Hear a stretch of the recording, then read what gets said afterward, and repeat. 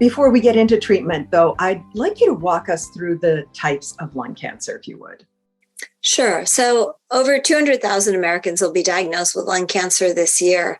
And we break lung cancer down into two major diagnoses. So the more common one is non-small cell lung cancer. The less common one, which accounts for 13% of diagnoses, is small cell lung cancer. Those are not those are descriptive terms, but don't really go beyond that. It's essentially, what do the cells look like under the microscope? We know that these two behave very differently.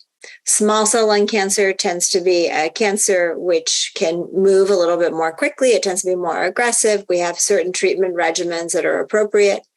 Non-small cell lung cancer is one which we further subdivide into adenocarcinoma, squamous cell cancer, or large neuroendocrine cancer. And we treat those a little bit more similarly with different local therapies and different systemic agents. Okay. How would you define treatment goals for people with lung cancer? So we hope that the number of patients that we find with earlier stage disease increases as we now at least have evidence to do screening for people who are at high risk. So for patients with early stage disease, which we really define as stage 1 and stage 2, so cancer that's limited to the lobe of a lung, our best treatment options are surgery and sometimes radiation in appropriate patients. And for those patients, we think that treatment is discrete and curative. For the third of patients who present with stage 3 disease or locally advanced disease, again, here we've seen significant advancements with the integration of immunotherapies, improvements in surgery and radiation. Their treatment course tends to be a bit longer, but again, our intent is curative. So the cancer has discrete therapy, we complete it, and then patients are in survivorship mode in which we're following them periodically. Unfortunately, still a large number of patients present with more advanced disease, stage 4 disease, or metastatic disease. Those are all sort of interchangeable.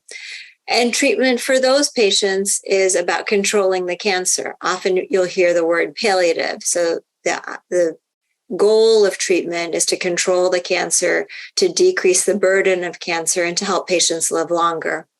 Certainly, again, with our advancements of immunotherapies and targeted therapies, patients are living longer than ever before. And in some patients, it really becomes a chronic disease in which checkups can be periodically done, or patients can be monitored off of treatment for long periods. Mm-hmm. Do treatment goals vary by lung cancer type? So the goal of cancer treatment is always to make patients live longer and to make sure that that quality of that survival is the best it can be. So that's always our overlying goal. For patients with early disease, so early stage 1 to 3, non-small cell lung cancer, something we call limited stage small cell lung cancer, the intent is, again, curative. For patients with more advanced disease, we tend to think about the cancer as something that we control, that we see a good response to, hopefully, and watch patients over time. There are a subset of patients with more advanced disease that have really significantly better outcomes. We call these sort of patients super survivors, and we hope to make that number greater as we incorporate new science into their treatment paradigms.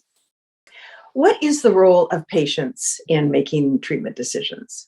I think all treatment decisions are patient-focused. So again, understanding someone's goals of treatment are important, but understanding the context in which the cancer is happening. So the cancer is part of a patient who has a really full life, family, work, other medical comorbidities, things that they prioritize. And so having open discussion about the likelihood of achieving curative therapy, or what the risks and benefit ratios are in palliative therapy, are absolutely essential to having transparent and honest communication with patients that is also optimistic and compassionate.